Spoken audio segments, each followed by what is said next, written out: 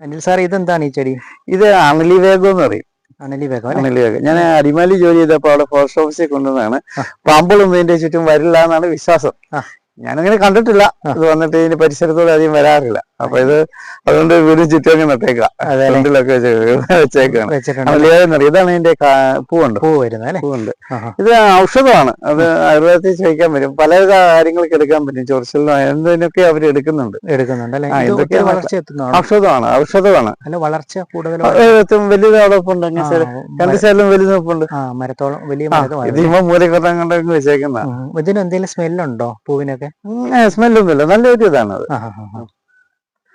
ആയുർവേദ ഗുണമാണ്. അതൊക്കെ വ്യക്തമായിട്ട് ഏതൊക്കെയാണെന്ന് എനിക്കറിയില്ല. ആയുർവേദ ഔഷധമാണ്. അതാണ് ഫോറസ്റ്റ് ഈ ഔഷധ സസ്യങ്ങളുടെ കൂട്ടത്തിൽ വന്നാണ് അണലി വേഗം എന്നാണ് പറഞ്ഞ് അവിടെ നിന്ന് ഞാനിങ്ങനെ കൊണ്ടുവന്ന.